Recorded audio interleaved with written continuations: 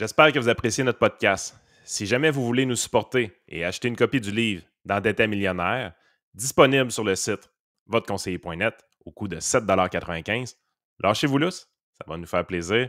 Merci pour votre support. Passez une belle journée.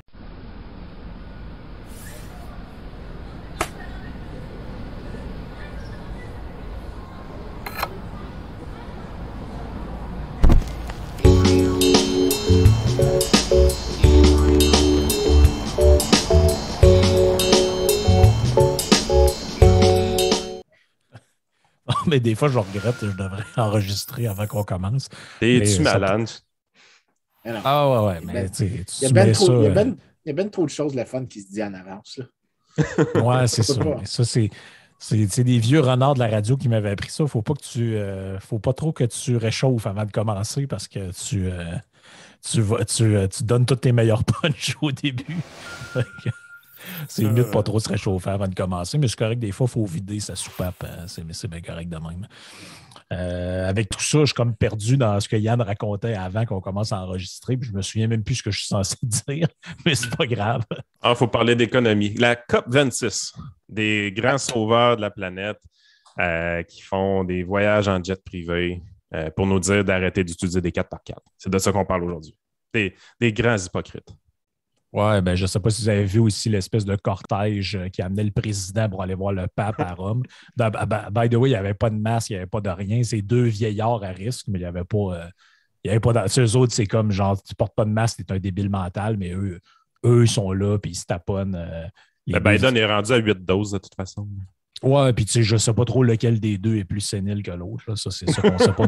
Barnouche, hey, on est dans le mood de bonne humeur. Hein? Mais bref, ce que je voulais dire, c'est qu'on a vu le cortège arriver, 85 chars qui ressemblaient pas mal tous à des espèces de Cadillac Escalade.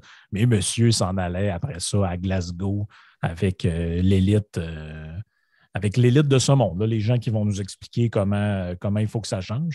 Il y a d'autres gens aussi qui nous expliquaient comment il faut que ça change. J'écoutais une entrevue à Radio-Canada où il y avait une espèce de panel où il y avait Pierre Moreau, Jean-François Lisée et un gars dont j'ai oublié le nom qui était supposément proche de Stephen Harper. Et puis là, Lisée nous Dimitri Soudaz. Oui, Dimitri Soudaz. Puis là, Lisée puis tous les autres nous expliquaient que grosso modo, cassez pas votre tête, là, pour régler les problèmes environnementaux, il va falloir baisser drastiquement la production, la consommation. On s'en va en pleine décroissance. Puis là, j'écoutais ça, puis je pensais à toi, Vincent. Je me disais, Vincent doit être content. Ça va pas mal exactement dans le sens de ce que lui nous explique depuis plusieurs podcasts, entre autres celui où on a parlé d'environnement. Mais tu sais, habituellement, quand Jean-François Lisée parle de quelque chose, on sait que c'est sérieux. Donc, je veux quand même porter beaucoup de crédibilité à ce qui a été dit. T'es-tu en train de dire que Jean-François Lisée est sérieux? Non, mais j'étais ironique. C'était sarcastique. Ouais. OK, c'est pas ironique, c'est du sarcasme. Ouais. Tu me faisais peur pendant 2 secondes. J'ai comme hésité. Je donne pas un poids très élevé à Jean-François Lisée. Mais okay. Mettons plusieurs choses au clair. La première, c'est qu'on va prendre juste les rapports de l'IPCC et regarder les scénarios qui sont proposés. Dans les différents scénarios qui s'appellent les RCP, il y en a qui sont des scénarios extrêmes sur la quantité de réchauffement qu'on a. Et même si l'IPCC dit qu'il n'y a aucune raison de croire que ces scénarios-là sont vraiment des scénarios comme si on ne faisait rien ou c'est des scénarios vraiment très, très extrêmes qui sont très peu probables de se matérialiser, mais disons qu'ils se matérialisent. On regarde les dommages qui viennent de ça. C'est pas le monde, dans le pire scénario, est plusieurs fois plus riche en 2100 qu'il ne l'est maintenant. Il y a moins de pauvreté dans le monde, il y a moins de malnutrition, il y a moins de décès provenant de causes environnementales, que ce soit malaria, que ce soit inondation, qu'il y en a maintenant. Les solages arrêtent de péter. Mais Les attends, salages sont en bon état. Les vins de Bourgogne, attends, les vins de Bourgogne ne gèlent pas. Tout est parfait. Attends. Le coût du réchauffement climatique, c'est que l'amélioration qu'on observe sur le reste du siècle n'est pas aussi grand que ce qu'il pourrait être si on fait un peu de mitigation. Et ça, c'est tout à fait raisonnable à dire, de dire que c'est vrai qu'il y a un coût. Il n'y a personne qui dit le contraire. Maintenant, il y a plusieurs problèmes une fois qu'on prend ce que je viens de dire, qui est l'être humain a un effet sur le climat, il a un effet qui est entre modéré à important. Mais même si on prend le important comme le barème supérieur, c'est pas une catastrophe qui se produit. Ce qui se produit, c'est un appauvrissement relatif à ce que ça aurait pu être. La Floride n'est pas inondée, tu es en train de dire.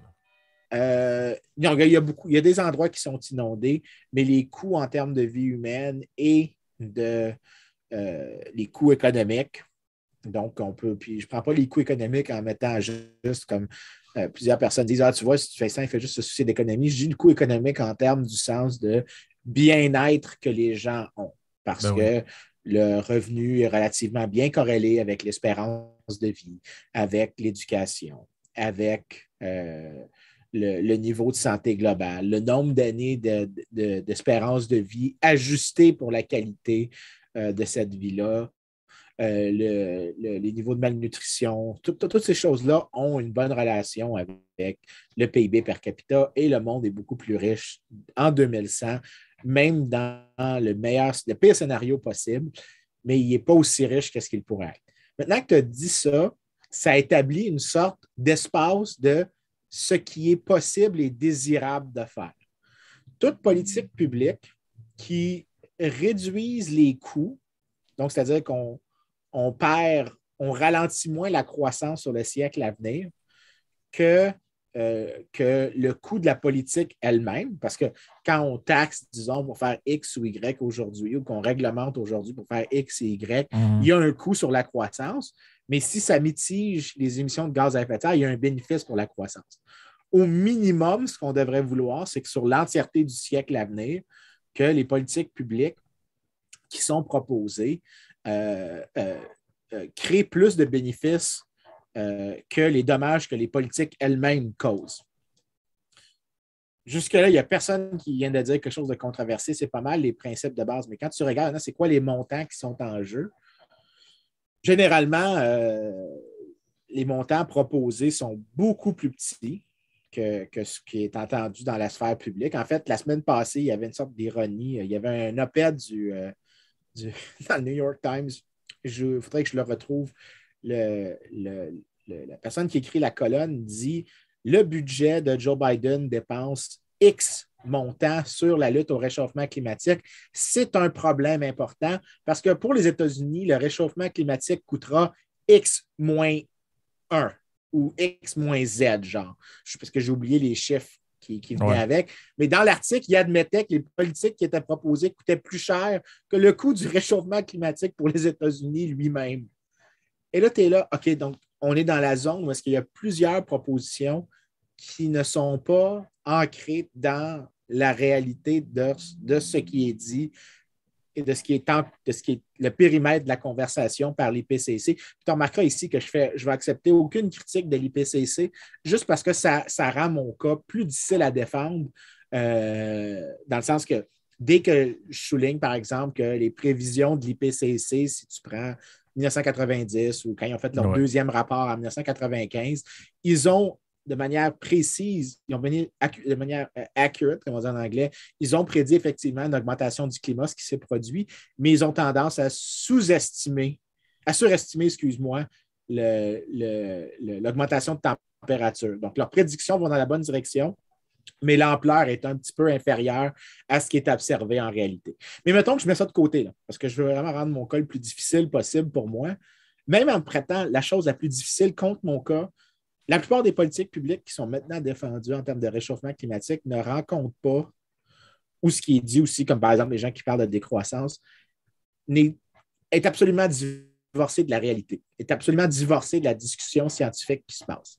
Parce que si vraiment, par exemple, tu voulais combattre le réchauffement climatique, tu devrais encourager, par exemple, en fait, par exemple, il y a Emmanuel Carey à MIT qui souligne qu'il y a des paradoxes, par exemple, qui émergent, qu'en encourageant, par exemple, l'utilisation du charbon maintenant en Inde, si l'Inde se développe plus vite, et donc a une croissance économique plus vite, un des effets qui vient avec plus de revenus, c'est des plus petites familles, mais des plus petites familles.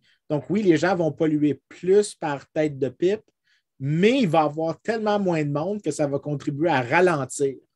Donc là, tu as comme des espèces de paradoxes qui émergent. C'est out of the box comme thinking quand même. Là. Oui, mais ça, c'est parce que ça monte. Puis non seulement ça, mais Emmanuel Carey, c'est un des climatologues les plus cités sur la conversation, qui est très dans le mainstream de la discussion. Mais lui-même, il dit ça. Et c'est parce que, mais quand il dit ces choses-là, ça, c'est ignoré dans les médias. Ouais, et c'est pour ça que quand je dis des politiques publiques que j'aimerais beaucoup développer en matière, par exemple, d'environnement, arrêter de subventionner la consommation de pétrole, ce qui se fait dans plusieurs pays, parce que, comme par exemple en Égypte ou au Venezuela, il y a un petit peu ici. Bon, pas beaucoup ici, mais un petit peu. Pas beaucoup, un petit peu. Mais quand tu regardes dans ces pays-là, ce qui se passe, c'est qu'ils mettent un prix, par exemple, plafond sur l'essence.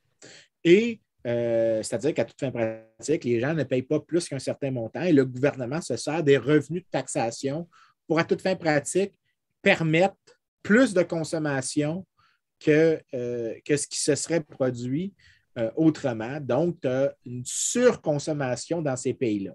Tu as eu ça au Venezuela pendant un certain temps aussi, je pense.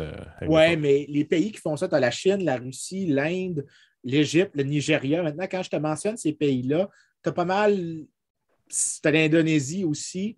Tu viens de prendre à peu près la moitié des plus grands, des pays les plus peuplés de la Terre qui font cette politique publique-là de contrôler le prix de l'essence en dessous du seuil de marché, de telle sorte qu'il y a de la surconsommation qui est financée à même les revenus du gouvernement. Donc, c'est-à-dire qu'ils doivent subventionner, ils doivent payer pour et acheter du pétrole, par exemple, soit à l'étranger. Puis tu as quand même pas mal de pays totalitaires ou autoritaires au moins dans ta liste. Ils se servent de ça aussi pour se protéger, mais mettons ça de côté. Mais c'est parce que le gain politique est bon pour eux autres de financer l'essence. Oui, mais mettons qu'on fait juste regarder cette politique publique-là. Là. Juste celle-là. Là. Donc, les subventions indirectes à la consommation de combustibles fossiles, tu les élimines demain matin et des enquêtes, tant dans des journaux scientifiques comme Energy Journal ou Environmental and Resource Economics, que des organisations internationales comme justement l'IPCC ou le International Energy Agency, ils disent que c'est entre 7 et 14 % de l'effort nécessaire pour stabiliser les concentrations, pas les émissions, les concentrations, ce qui est un seuil encore plus important, les concentrations de gaz à effet de serre dans l'atmosphère à 450 particules par million. C'est-à-dire qu'en éliminant une seule politique publique où l'État fait trop, tu pourrais réduire les gaz à effet de serre d'à peu près 1/7 au maximum, peut-être 1/14 au minimum de l'effort nécessaire pour accomplir le scénario le plus ambitieux de mitigation du réchauffement climatique.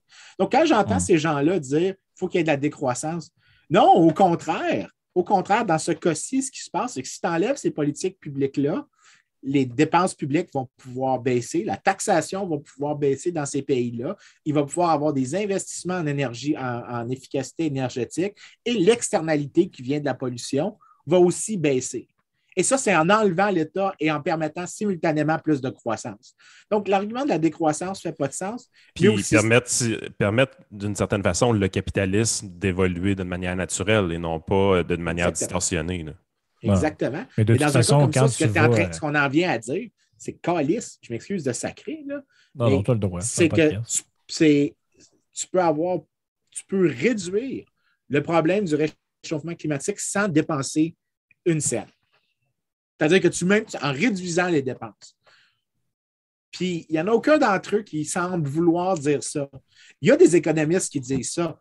Celui qui a gagné le prix Nobel en 2016, j'oublie quelle année, mais Bill Nordhaus, qui a gagné sur la base d'être le gars qui écrivait sur le réchauffement climatique, être le premier économiste à en avoir parlé.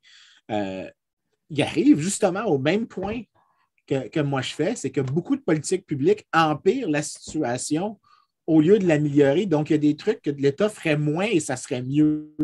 Mais aucune personne dans les discussions non académiques fait ce point-là. C'est toujours l'État devrait faire plus et quand il propose qu'il fasse plus, c'est jamais des trucs cost efficient. C'est toujours des trucs complètement fancy qui réduisent à très haut coût les émissions de gaz à effet de serre. Mais c'est quand même assez drôle, pareil. Là. Excuse-moi, Yann, mais j'ai juste un point-là en tête depuis tout à l'heure.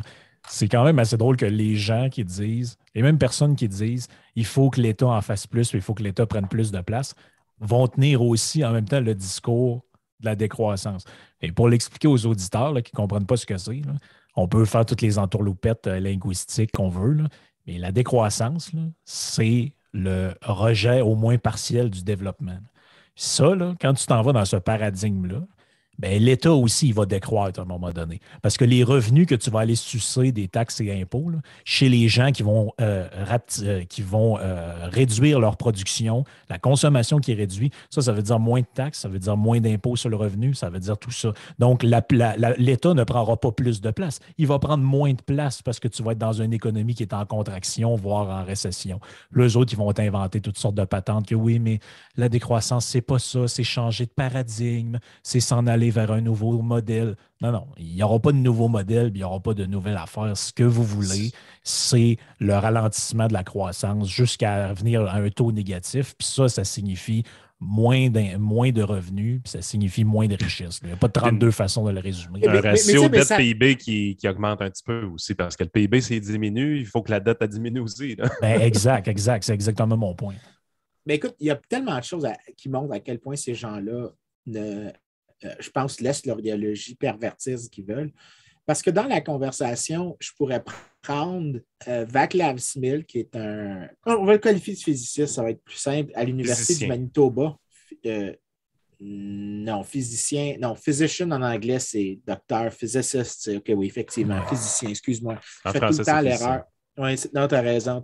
C'est parce que je suis en train de faire de l'anglais dans ma tête ici. Il est à l'Université du Manitoba et il a écrit sur la dématérialisation.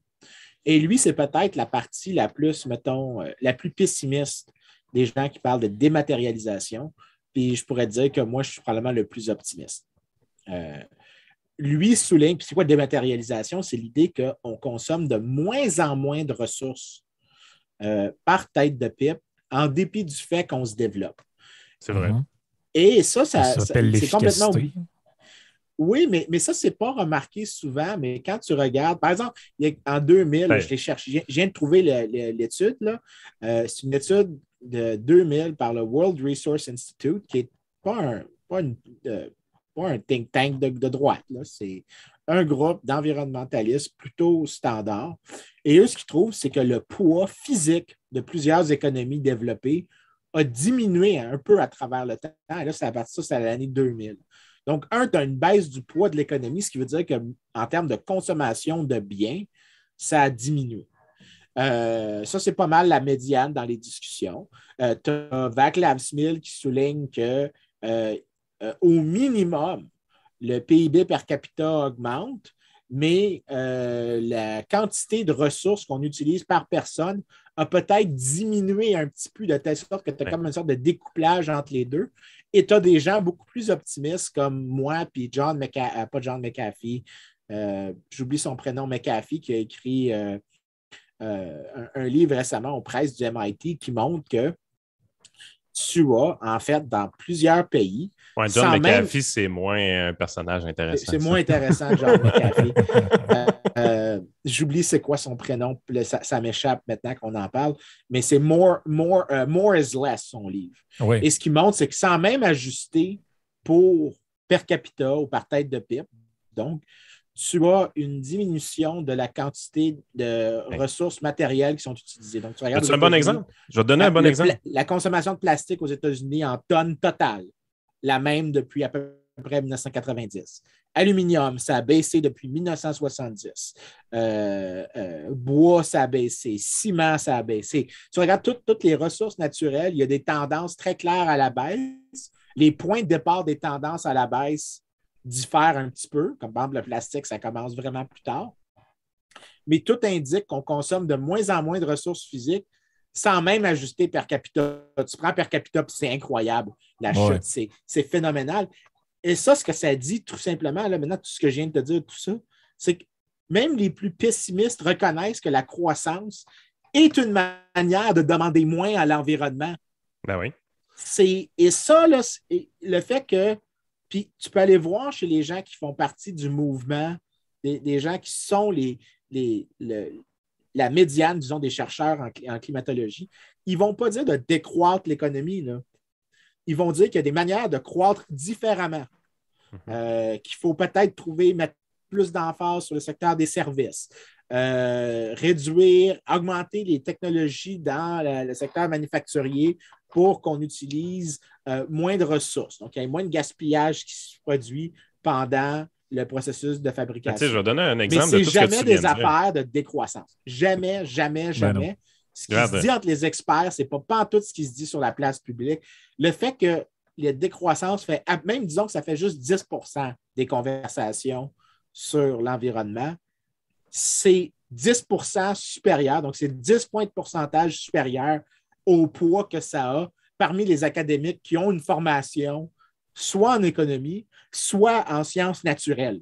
Les seuls qui défendent la décroissance, c'est des gens qui n'ont pas de formation en économie ou qui n'ont pas de formation en sciences naturelles. Des journalistes. C'est excessivement rare de trouver des gens qui sont pro-décroissance parmi les académiques, qui ne sont pas dans le domaine des humanities. Je vais te donner un exemple. Ce que tu viens de dire, là, la baisse de consommation per capita. Tu sais, moi, j'ai une business beaucoup sur la route. Bon, avec la pandémie, je roule un peu moins, mais normalement, je roule énormément. Là. C'est du 90 000 km par année dans mon cas.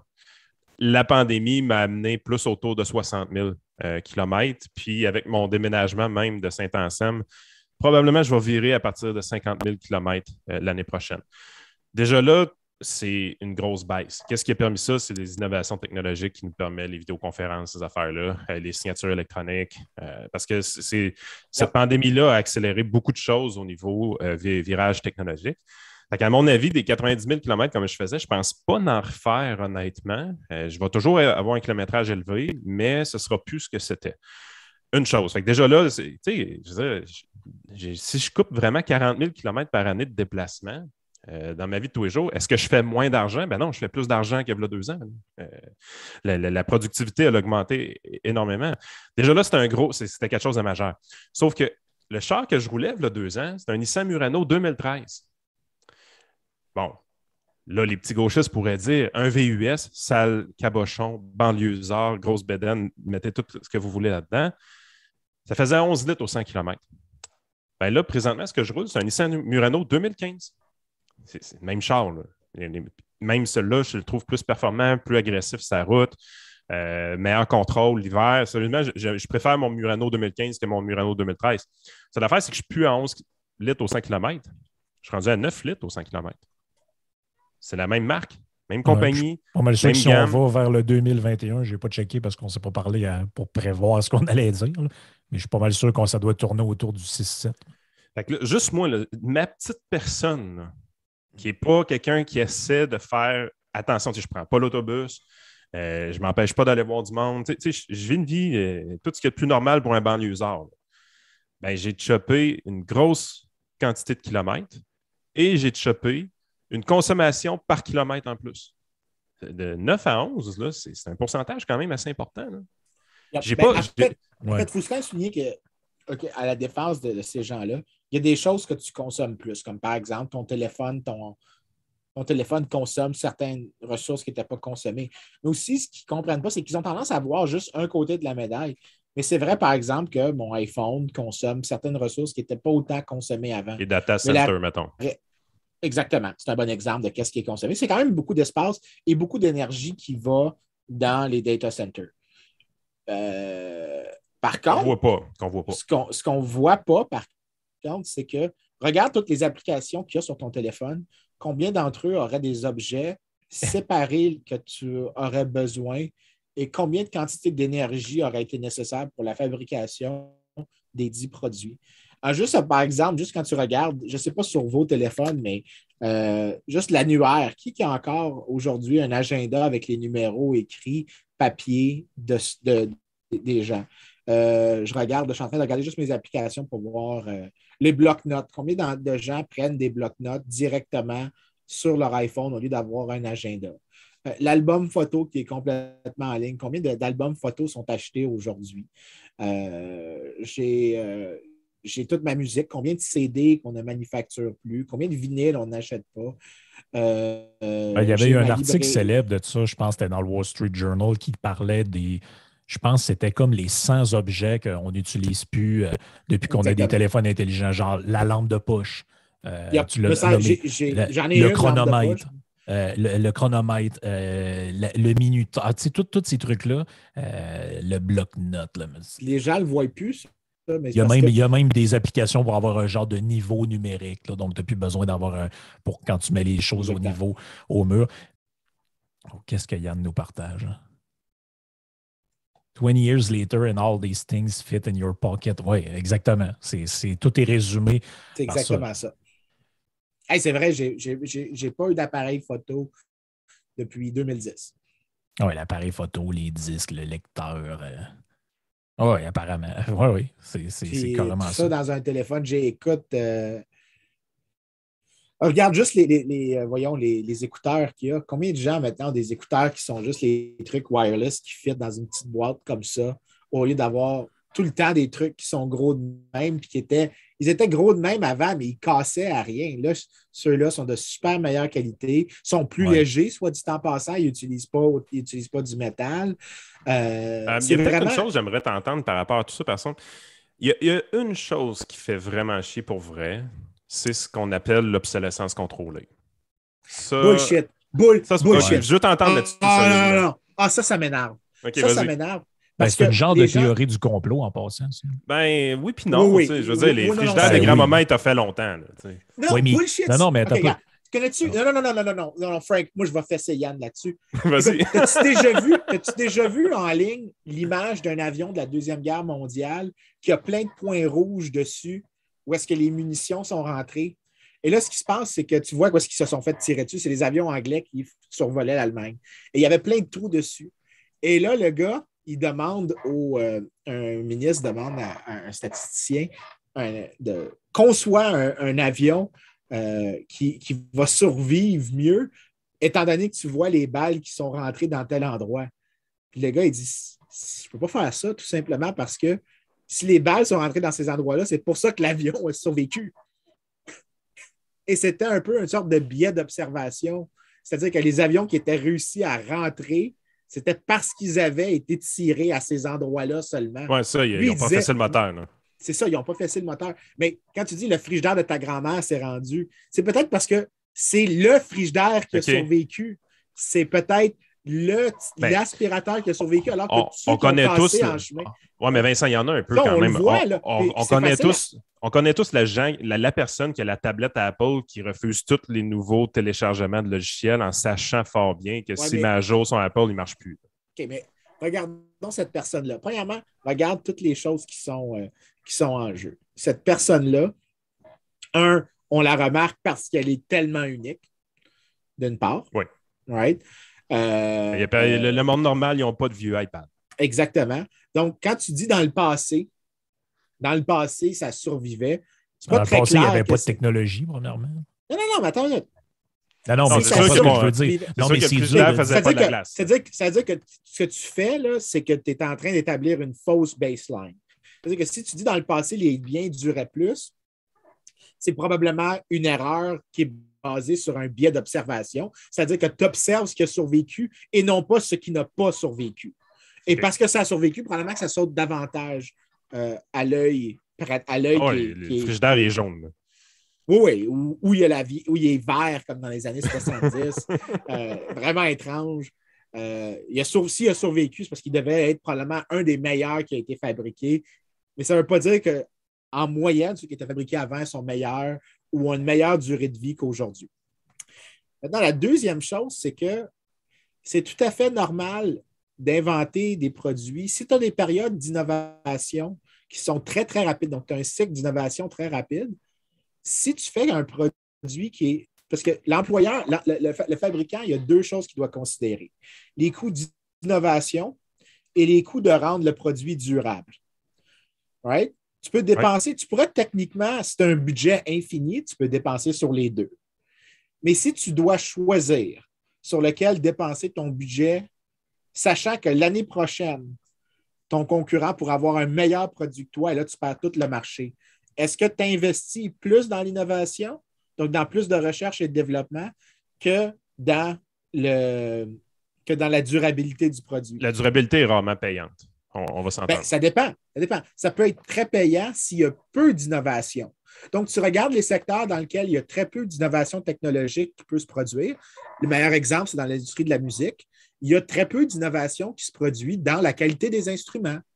Les instruments, c'est pas il n'y a pas des meilleurs violons qui apparaissent chaque année. Il n'y a pas des meilleurs pianos qui apparaissent chaque année. Donc, il n'y a pas d'obsolescence dans les instruments de musique. Exactement. À cause de ça. Donc, c'est pour ça que tu as, par exemple, pour des instruments de musique, il y a énormément de ressources qui sont déployées pour rendre le produit de haute qualité et durable. Oui, puis il y a un marché de l'usager là-dedans qui est excessivement développé. Là, tu peux acheter une guitare qui a été faite en 1921 puis elle va coûter une fortune. Exactement. Je suis obligé de te dire, les gants de baseball, c'est comme ça.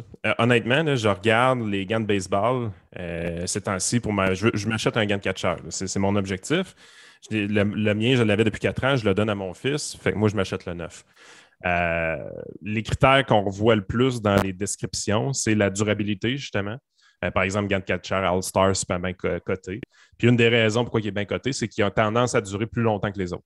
Puis ils sont récompensés, mais si tu regardes, là-dessus, je te suis à 100%, parce que si tu regardes l'innovation dans le gant de receveur, je veux dire, c'est plate comme la pluie les 20 dernières années. Je veux dire, les gants, ils ont changé un petit peu, mais je veux dire, c'est encore une grosse mitaine à l'extrême inverse, si tu vas dans l'électronique, ben là, il y a une évolution qui est tellement rapide. Là, je ne sais plus si c'est encore vrai parce qu'à un moment donné, il y a un ralentissement des fois là-dedans aussi. Là, mais je me souviens, là, avant, on disait, c'est quoi, à tous les 6 mois, l'ordinateur, il a comme doublé de puissance. Là. Fait que, je veux dire, si tu fais un ordinateur portable en 1990, tu disais, je vais le concevoir là, dans 35 ans, il va marcher encore. Ouais, mais dans 35 ans, personne ne va vouloir s'en servir, même parce que dans déjà 5 ans, il va être obsolète. Là.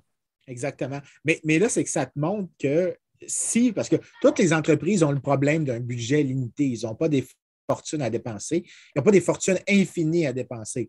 Alors, ils choisissent sur quoi dépenser en fonction de qu'est-ce qui est le plus plausible de leur permettre de garder des profits sur le long terme. Donc, sur qu'est-ce qu'ils choisissent d'investir? La recherche et le développement pour qu'il y ait un nouveau produit de meilleure qualité qui remplace celui pour éviter que toi-même, tu deviennes obsolescent par tes compétiteurs. Et c'est pour ça, par contre, que quand tu regardes les secteurs dans lesquels... En fait, si tu omets ma première critique que j'ai faite, que c'est probablement juste un biais d'observation que tu dis non, Vincent, empiriquement, il a tort. Son point, il est théoriquement bon. En fait, mon point est statistiquement vrai, c'est-à-dire que c'est une loi purement économétrique, c'est-à-dire que je n'ai pas besoin de... C'est un axiome que si tu observes quelque chose, c'est parce que ça a survécu pour observer. Right? Peut-être qu'il y a clairement un problème de sélection. Donc, pour n'importe qui fait de la probabilité. On peut-tu anticiper, par exemple, que nos téléphones, justement, la journée que à cette heure, là, ils changent l'ordre des caméras un peu à chaque nouvelle version. Tout ça, on sent depuis, mettons, autant Android que iPhone que Samsung, mettons, on sent que depuis les 3-4 dernières versions de chaque, l'innovation ralentit. Passer du iPhone 2 au iPhone 3, c'est une révolution. Je ne sais plus, on est rendu à combien avec l'iPhone, le 10 à 11, tout ça. Non, mais... L'écart commence à ralentir un peu. On peut-tu anticiper que les téléphones vont durer plus longtemps? Ben dans pas long, on va tomber dans cette gamique-là. Justement, les compagnies vont commencer à investir un petit peu plus en durabilité. Probablement, puis je vais te donner un bon exemple de ça. Fait que, mettons, quand je te disais mon premier argument, mettons qu'il n'était pas vrai. tu prends l'autre argument que je fais sur la question du rythme d'innovation dans chacune des industries va déterminer sur quoi qui est dépensé. Bien, ça, c'est probablement une explication qui vient dire que c'est pas de l'obsolescence programmée, c'est juste comment est-ce que les firmes doivent dépenser leurs ressources en fonction de la dynamique du marché en général. Bien, si toi, tu as raison que ce qui compte, c'est à quel point l'innovation, les gains de qualité pour les consommateurs dans l'avenir sont super importants, ben, on a un exemple de ça dans le passé. C'est l'industrie automobile. L'industrie automobile, on oublie, mais dans les années 20, ce n'était pas des automobiles très sécuritaires, ce n'était pas des automobiles qui étaient de très haute vitesse, mais entre 1930, excuse-moi, et 1950, les automobiles ont gagné en qualité sur plusieurs dimensions. Et ce qui se faisait, c'est qu'il y avait énormément d'innovation dans la fabrication automobile. Et ce qu'on observe quand on a, parce que tu as les trucs qui s'appellent les Fixed Assets Account Tables, c'est plate à dire, mais c'est un des éléments qu'on utilise pour calculer des trucs dans le PIB. Tu peux voir l'âge moyen des certains biens de consommation. Et ce qu'on observe, c'est que jusqu'à 1950, l'âge des automobiles diminuait. Tout simplement parce qu'il y avait beaucoup d'innovation et les gens achetaient des nouvelles voitures. Et ce que les compagnies décidaient d'innover, ce n'était pas nécessairement sur la durabilité du véhicule, autant que sur la qualité du véhicule sur d'autres dimensions, la vitesse, la sécurité, même si techniquement l'auto allait durer peut-être juste 5 ou 6 ans. Mais au fur et à mesure que les innovations ont commencé à ralentir, ce qu'on a vu, c'est que l'âge des voitures moyennes consommées par les gens a commencé à augmenter. Donc, j'ai les données devant moi, là, je les regarde. En 1950, l'âge moyenne de la catégorie des biens dans la catégorie véhicules, moteurs et pièces, c'est 2 ans. Ça monte graduellement à 3 ans jusqu'en 1960. Ça reste stable à 3 ans à peu près jusqu'à 1990. Et après 1990, ça augmente à 4 ans. Donc, ça veut dire qu'à travers le temps, l'automobile, maintenant, est de plus en plus durable. Et on peut très bien le voir dans le sens que, aujourd'hui, les automobiles, effectivement, durent plus longtemps, mais ce n'était pas qu'il y avait de l'obsolescence programmée avant. Il y avait énormément d'innovations avant qui étaient considérables en termes du consommateur. Ouais. Aujourd'hui, ces innovations-là ne sont pas aussi importante, mais tu as aussi beaucoup plus de joueurs dans l'industrie en plus, ce qui fait que tu as des pressions compétitives et que tu as probablement tu as de la différenciation sur la nature du produit, sur les différents types d'auto. Et là, ce que tu vois, c'est que là, ça commence à se stabiliser. Mais on a des exemples comme ça qui nous montrent que l'obsolescence programmée, c'est quelque chose que des gens qui ne comprennent rien d'économie aiment discuter. Merci, parce que ça a l'air de... Je m'excuse. Non, mais c'est parce que ça a tellement circulé que si tu n'as pas pris le temps d'en discuter avec un cadre théorique qui est clair sur comment est-ce que les firmes font des décisions, tu peux facilement arriver à l'idée que, tu vois, ils ont effectivement conçu un produit qui ne peut vivre que 2 ans. En réalité, c'est pas ça qui se passe. Si on veut avoir un impact positif, puis on oriente certaines politiques publiques. Écoute, je me rappelle au tout début qu'on parlait de bourse de carbone. Tu sais, je comprenais un peu le principe. C'est une phrase que tu dis souvent, là, internaliser les externalités. Je pense que l'exemple le plus visuel qu'on voit dans notre vie, c'est on a tous vu dans des villages une vieille station-service complètement abandonnée, que personne ne reprend parce que même si tu achètes le terrain de pièce, le coût de la décontamination fait en sorte que ça ne te tente pas. Il n'y a personne qui a le goût de ramasser ça et tout ça. Fait que là, tu te dis, il y a quelque chose quelque part qu'on n'a pas fait comme du monde quand même. Je veux dire, normalement, dans les coûts d'opération de cette station-service-là, il y a 40 ans, il y a 30 ans, ça aurait été bien d'internaliser l'externalité de la décontamination. Non. Est-ce qu'on est capable de faire ça ou ça ne vaut pas la peine de le faire? Non, parce qu'une externalité, ça, c'est une autre affaire que les gens ne comprennent pas. Tu sais, la vieille phrase... C'est sérieux, là. Moi, je ne fais plus de podcast avec toi. Je passe pour un clown à toi. Non, mais... Écoute, si c'est comme ça que tu le veux. Non, on apprend des choses. Mais je ne sais pas si tu connais la phrase, si un arbre tombe dans la forêt, mais il n'y a personne qui est là pour l'entendre. Pour l'entendre, est-ce qu'il fait du bruit? Ouais. Est-ce qu'il fait du bruit? Bien, une externalité, ça rentre un peu dans la même analogie. S'il n'y a personne qui souffre de l'externalité, mais elle est là. Donc, disons que tu as un village abandonné, complètement abandonné. Il n'y a juste personne là. Ça écœure personne. C'est juste un truc complètement abandonné au milieu de nulle part. Et où l'externalité? Qui paye? Parce qu'une externalité, ce qui doit se passer, c'est qu'il doit y avoir deux personnes en contact l'une avec l'autre et une produit quelque chose qui affecte l'autre. Right? Ou un autre à travers le temps, ce qui est dans le cas de ce que tu mentionnes. Donc, moi, j'ai créé quelque chose aujourd'hui, mais le coût est assumé par une personne plus tard. Là, l'externalité est très, très claire. Mais s'il n'y a personne dans la ville plus tard, il n'y a rien là, c'est complètement vide. Mais là, tu bifurques. Je veux dire, il y en a des stations-service abandonnées au plein cœur d'un village qui est encore développé, qui est encore dynamique, qui est. On dit que c'est une plaie dans le paysage, si on veut, peu importe. C'est sûr que est-ce que ça affecte notre vie de tous les jours? Non. Est-ce que c'est beau? Non. Est-ce qu'on pourrait faire mieux? Peut-être. C'est juste qu'il n'y a personne qui trouve que ça vaut la peine d'investir dans des contaminations. Là, ce que ça veut dire, c'est que cette externalité-là n'est pas assez coûteuse relativement, parce que la gestion des externalités repose sur ce que Ronald Coase a déployé, ce qui s'appelle, qui est parfois appelé le théorème de Coase, mais qui n'est pas vraiment un théorème, puis c'est pas ce que Coase, c'est ce qu'on lui a dit qu'il disait pour simplifier pour des économistes qui étaient trop épais pour comprendre le droit. Là. Ce que Coase disait, c'est que quand tu as des coûts de transaction entre les gens pour se rencontrer, pour internaliser quelque chose, la manière idéale, et le wealth maximizing, celui qui crée le plus de richesse, c'est de faire en sorte que c'est celui qui a le plus beaucoup de transactions qui trouve la solution. C'est-à-dire que si, par exemple, toi puis moi j'ai un restaurant et je permets aux gens de fumer dans mon restaurant, c'est plus facile pour moi d'appliquer la règle de dire je ne vous permets ou je ne vous permets pas de fumer dans mon restaurant. Si je vous permets de fumer, vous payez un petit peu plus cher. Que l'alternative où chaque client vient me voir et achète le droit des autres clients de ne pas fumer, de faire en sorte qu'eux ne fument pas. Le coût de négociation, de faire les efforts, de faire les contrats, de faire le enforcement est beaucoup trop élevé sur l'autre personne. Donc, si on veut gérer l'externalité, la meilleure manière, c'est de la mettre sur celui qui a le plus bas coût de la gérer. Mais là, ce que tu es en train de me dire, c'est que dans un village, il y a des coûts de gérer cette externalité-là, et personne ne veut la gérer parce que s'ils essayaient de la gérer, tout le monde serait plus pauvre. Oui, parce que si, par exemple, la municipalité prend... Dans ce cas-là, des fois, c'est peut-être... Elle dit, écoute, je veux décontaminer le terrain, le rendre vendable. Ça coûte 400 000. C'est un village de 4 000 habitants. Ben, tu viens d'envoyer une facture à tout le monde. Là. Mais là, ce que ça veut dire, c'est que c'est possible que ce que tu es en train de dire, c'est que cette externalité-là vaut la peine d'être endurée, étant donné que les ressources que tu vas déployer pour la réduire pourraient être mieux utilisées autrement.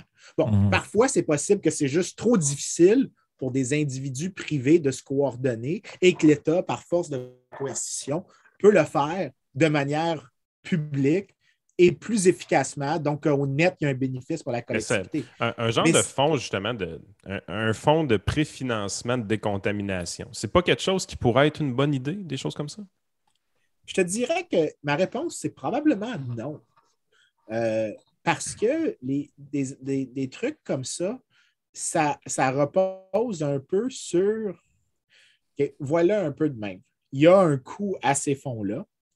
Et il y a aussi la possibilité que quand tous les villages s'abandonnent à travers, par exemple, je sais que ça ne s'applique pas tant à ton exemple, mais toutes les villes abandonnées du Midwest américain, si on avait, disons, fait tous ces programmes-là pour réduire ces externalités-là, peut-être que les gens seraient restés dans ces petits villages-là un peu plus longtemps au lieu d'aller vers les grands centres de productivité que sont les villes.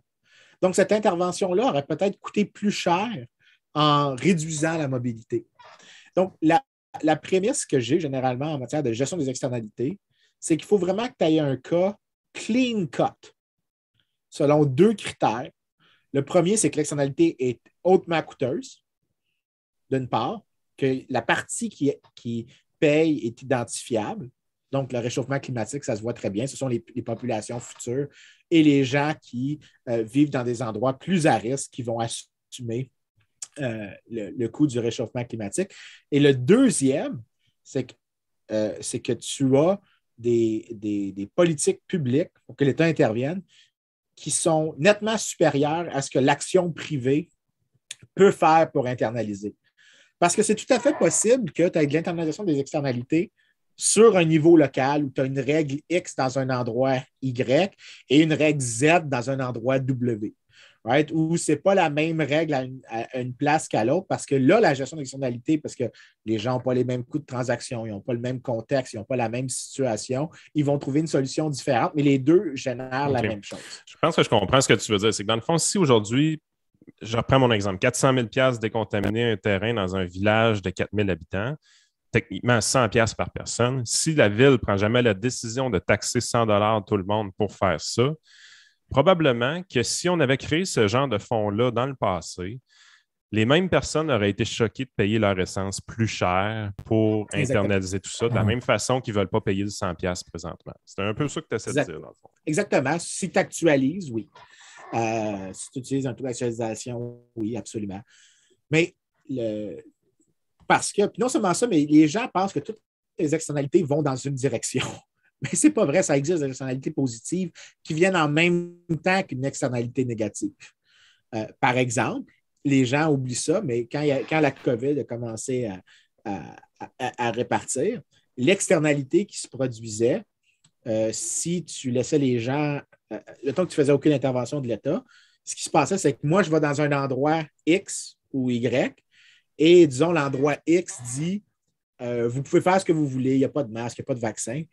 Et là, OK, fine, l'endroit a fait dans la décision de me laisser rentrer.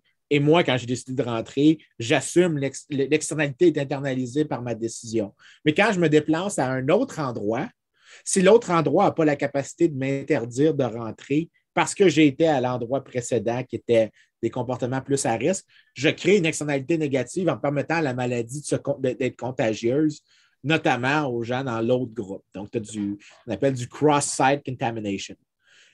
Là, tu as une externalité négative, mais ce qu'on ne soulignait pas souvent, par exemple avec la COVID, c'est que si, disons, ce que tu as, c'est que tu as des gens qui tombent malades, ce sont des gens jeunes qui ne décèdent pas de la maladie, mais qui créent la masse critique pour avoir de l'immunité de masse. Bien, ce qu'ils viennent de créer, c'est une externalité positive.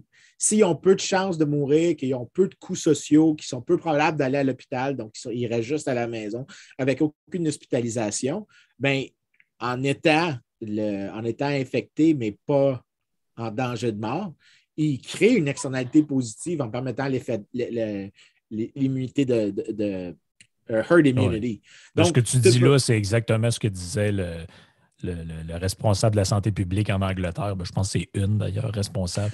C'est exactement ce qu'elle disait par rapport aux enfants, là, de laisser les enfants vivre puis s'échanger le virus, parce que comme ils sont très peu à risque, voilà. ils vont se développer. Ben, c'est d'ailleurs ce qu'ici, ils voulaient faire au gouvernement avant de chier dans le culotte. Là.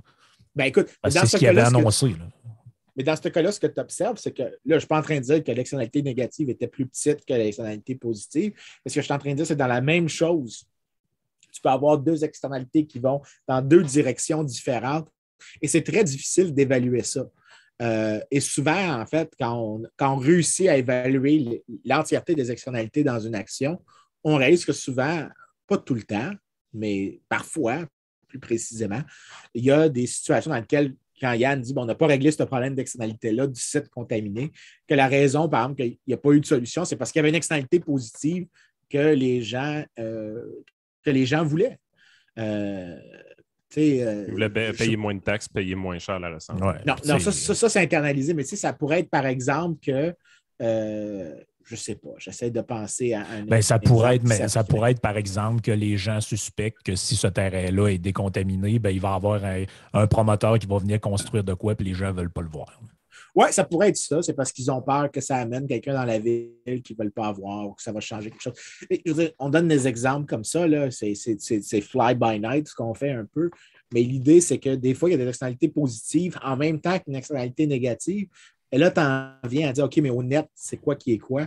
C'est là que ça devient très difficile à dire. C'est pour ça que quand j'ai dit les critères de tantôt, il faut qu'il y ait une partie qui assume, une partie identifiable, qui assume un coût important et qu'il y ait que les solutions privées soient insuffisantes. C'est là que tu as un critère pour l'intervention de l'État. Right? Puis, tu comprends pourquoi je t'ai posé ces questions-là. Évidemment, c'était pour t'amener sur la bourse du carbone. Parce que ce que les gauchistes écologistes, une partie de ceux-là ont réussi à faire à un moment donné, c'est de dire OK, il faut qu'on embarque tout le monde dans le trip écologique. On va utiliser des grands principes de capitalisme, une bourse, échanger des crédits, des choses comme ça. Fait que, on s'entend, c'est des mécanismes de marché qu'on a essayé d'intégrer dans la gestion de cette externalité-là qui est les émissions de gaz à effet de serre. On sait aussi que ça a été manipulé depuis. Là. Je veux dire, les gouvernements canadiens, par exemple, de Justin Trudeau, maintenant, c'est plus une intention autant d'implanter un mécanisme de marché autant que de juste taxer, tout simplement. Mais si on revient aux intentions nobles du départ, c'est-à-dire avec la bourse de carbone, puis honnêtement, j'ai déjà été favorable à ça, avant justement que ça vire en taxe seulement.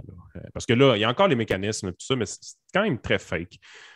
Quand tu regardes des entreprises qui bénéficient beaucoup des crédits de carbone, par exemple, Tesla en a beaucoup dans son bilan financier, des choses comme ça. Tu te dis, ouais, attends un peu, là.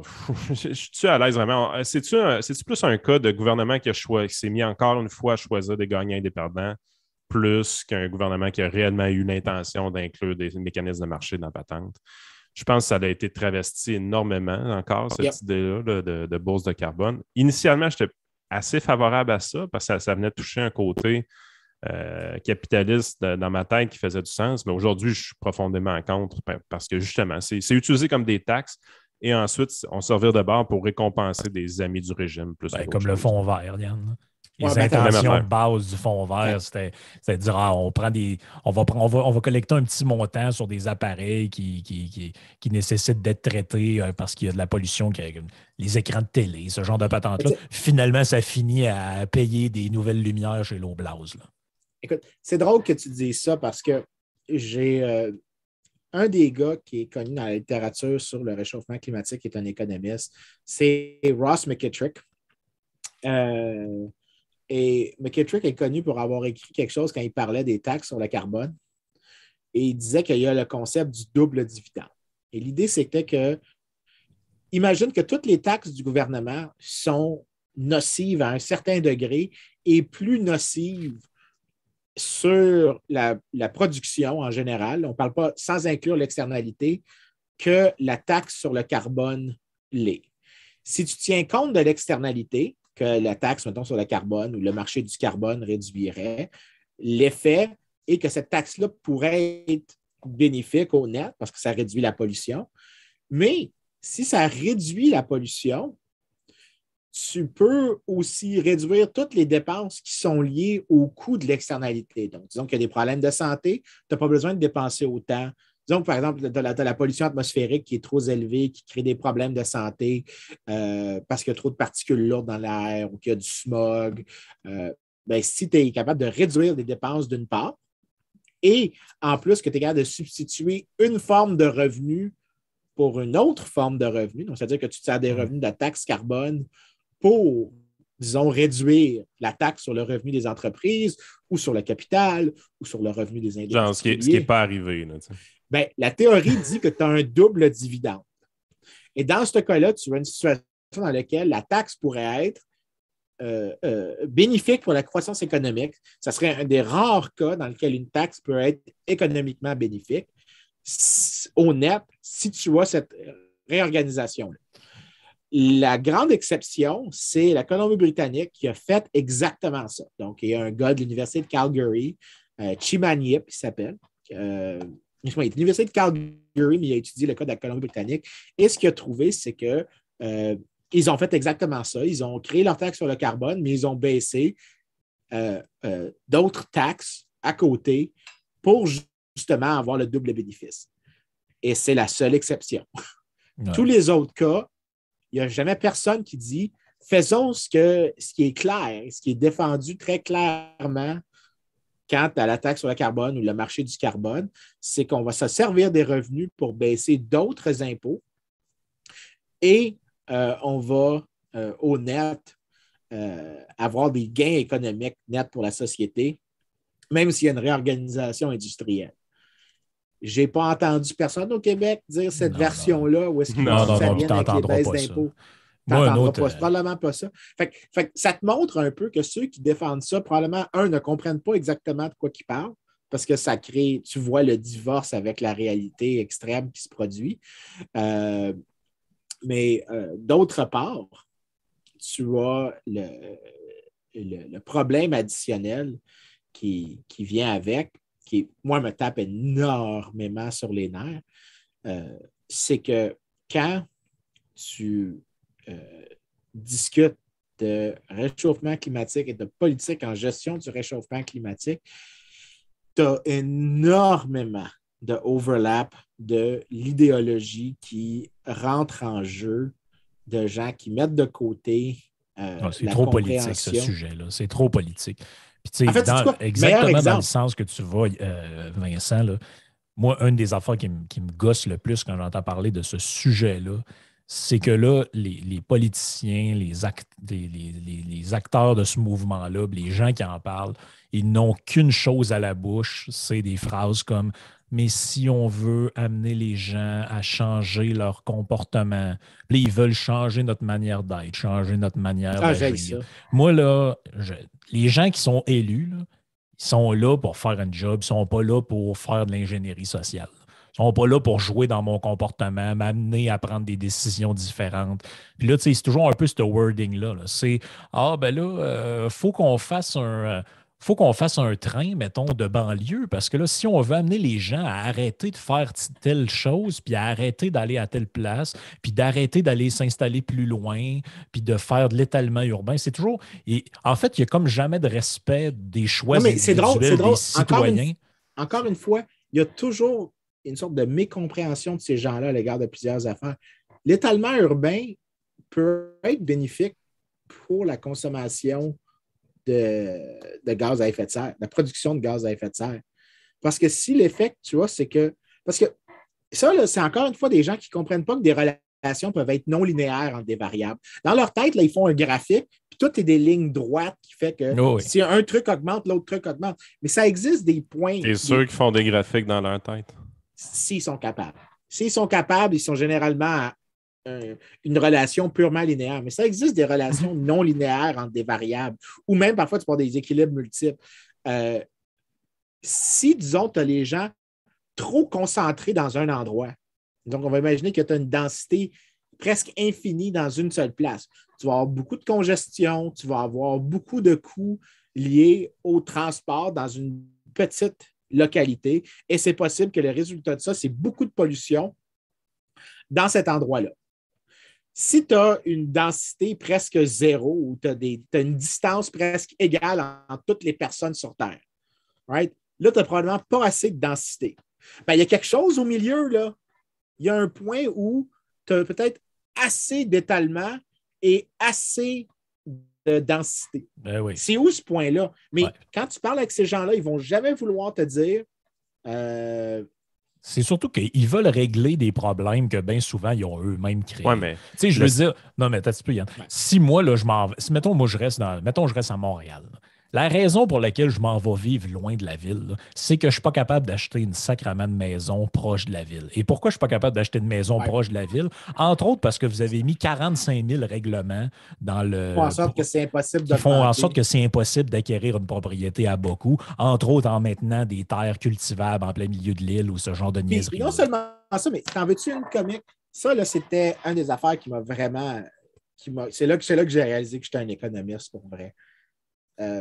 Dans un cours que j'avais au doc, le prof, il dit, imagine une ville qui est polluée, mais seulement un endroit de la ville est pollué. Qu'est-ce qui se passe au loyer dans cet endroit-là de la ville? Ben, j'aurais tendance à dire qu'il baisse. Il baisse. OK. Donc, tu penses-tu que les gens qui ont décidé, disons, de la ville, il y a eu de l'immigration vers la ville, les gens les plus pauvres ont choisi d'aller dans cet endroit-là, right? Probablement parce que les loyers sont plus abordables et qu'ils sont prêts aussi à assumer le coût de louer, les désavantages de louer dans cet endroit-là. Maintenant, mets une politique environnementale qui réduit la pollution. Les loyers augmentent. Bénéficie? Bien, les loyers augmentent, mais qui bénéficie?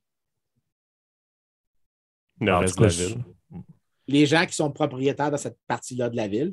Mm-hmm. Ce que tu as fait, c'est que tu leur as augmenté leur richesse à eux. Tu as techniquement réduit l'externalité, mais parce que les gens avaient choisi, par exemple, d'immigrer dans cet endroit-là. Donc, l'endroit s'est peuplé, les gens, sachant que c'était pollué, ils étaient parfaitement conscients que c'était ça. Donc, il y avait l'air d'avoir une externalité, mais il n'y avait pas d'externalité dans ce cas-là parce que les gens ont fait le choix. Et quand tu as fait le remède à ce que tu appelais une externalité, ce que tu as fait, ce n'est pas bénéficier ceux qui avaient l'air de souffrir. Tu as bénéficié ceux qui étaient les propriétaires de logements dans cette partie-là de la ville, qui ont eu un gain de revenus. Et ça te montre quelque chose de vraiment la plus grande hypocrisie qu'il y a généralement chez les gens qui sont des environnementalistes, c'est que c'est souvent des gens excessivement riches qui ont le plus à gagner des politiques environnementales, alors que quand on leur propose des politiques environnementales, et là, c'est là que le rub apparaît, parce que là, ils vont me dire « Oh, t'es pas correct, tu fais juste m'attribuer des mauvaises intentions. » Non, mais ce qu'on fait, c'est qu'on a des cas où est-ce que ce qu'on fait, c'est qu'on demande « Voici une autre politique environnementale qui réduit davantage la pollution, qui est clairement moins coûteux socialement, blablabla. » Puis on dit toutes les choses qui sont bénéfiques en général, mais toi, tu ne gagnes rien. Est-ce que tu préfères cette politique-là à l'autre? Un des gros avantages de nous retrouver sur Patreon/iSénéchal, c'est d'avoir un fil RSS de tout le contenu audio qu'on produit, que ce soit des chroniques à Radio X, des chroniques régionales à Ciel FM, à CFX, que ce soit la Pilule Rouge ou mon podcast exclusif, que ce soit les Yann et Frank, le trio économique ou encore toutes sortes de petites choses qu'on a pour vous. Venez vous voir sur patreon.com. Ça nous aide énormément à être stimulés à vous produire plus de contenu. Merci de votre support. Bonne journée.